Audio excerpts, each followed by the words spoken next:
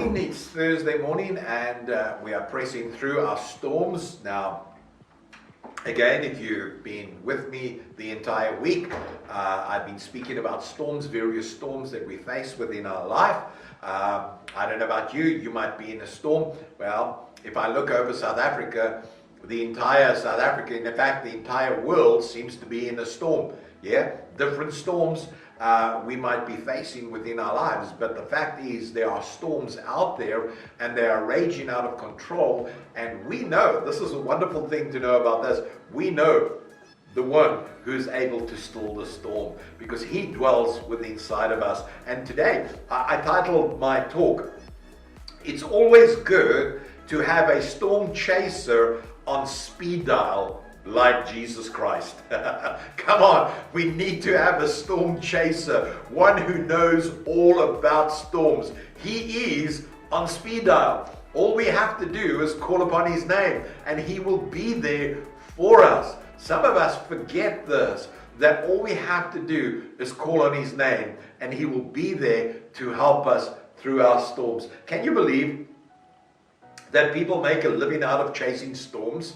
I don't know about you, but this is ridiculous when I think of people putting their own lives in danger just to have a video clip of what they will call possibly their perfect storm, or some picture of the storm and the storm waves and how furious the storm might be, just to capture some part of the storm. This is what they do. They chase storms. Now, I would not do in chasing storms. I've been through enough of storms in my life to respect when the wind and the clouds come up and those lightning bolts start striking and the thunder is out there. Then you know what? I want to find a good safe spot somewhere and to wait the storm out. You see, the disciples were no storm chasers. They just found themselves in a storm and they needed someone to help them.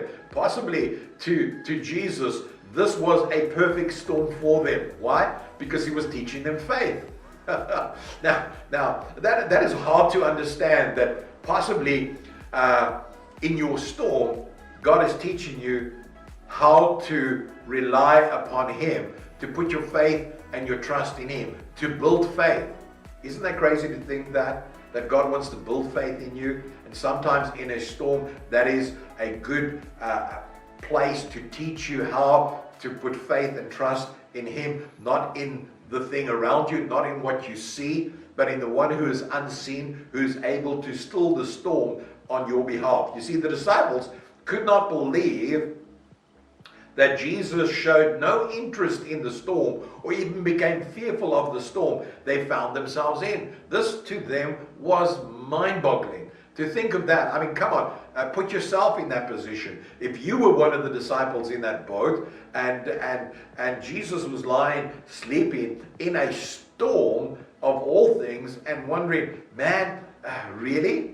Doesn't he show any fear of any concern of even us, show concern towards us at least? If you're not fearful of the storm, then come on, help us, build into us what you have, that what we don't have. We need what you have. We need to be at peace during our storms in life. You see, in fact, when they woke him up, listen, look what Jesus does when they're waking, when they woke him up from his sleep. He got up, rebuked the wind and said to the waves, "Quiet, be still." This is from the Message Bible. Then the wind died down and it was completely calm.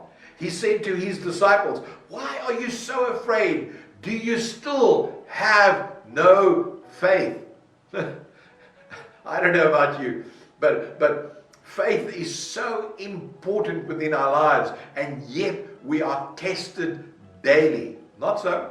Daily we go through testing of where God is testing us in the area of our faith, to put our faith and our trust in him, to know that he will be there for us to help us through these trying times that we face ourselves and what we are faced with. The disciples, amazed, listen, Jesus didn't get into any religious mode. He didn't do a chant. He didn't call for the angels to come to help. No. All Jesus did was to speak to the storm. Notice this. Somebody speaking to a storm. He did not scream at the devil, get into a Pentecostal rage. All Jesus did was speak. Quiet, be still. That's all he said. And what happened? I mean, that amazed him. Quiet, calmness, absolutely, quietness came over them. I can recall many years ago, I was camping out in East London, and there was a violent storm. We heard and saw the storm building, and I can recall standing outside of my caravan, and as the wind started to build up, and I heard the storm, as it were, approaching. Eventually it took off the roofs of houses that were just behind the camping spot, and I started to shout at the storm. And as the storm hit, I remember diving into the caravan, taking a mattress and throwing it over the boys and Galia, and lying on top of them and hearing the storm as it approached and came upon us, as it were. And the next minute, I don't know how long it was, absolute silence. Came out of the caravan, looked around, and it was like an atom bomb went off. Caravans were destroyed, tents were blown away, poles were blown into some caravans. It was absolutely horrific to see the amount of damage. You know what? Our caravan stood with just one little mark on top of the roof, as part of the roofs that were blown off around came flying over the caravan. What did I do? I exercised my faith. Was I in a storm? Yes, I was. Did I encounter a storm? Of course I did. What did I do at that time?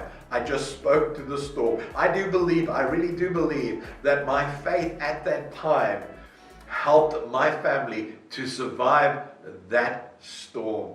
And that was an amazing storm during that time of our camping. Many packed up around us during that time and headed off home. You know what we did? We continued to enjoy our holiday as people cleaned up all around us of the debris of that storm.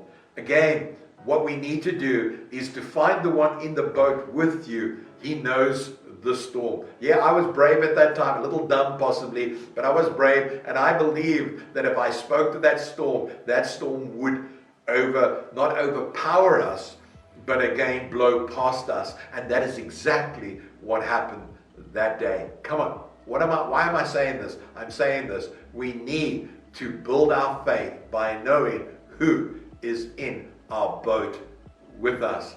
Call on his name, and he will help you still that storm.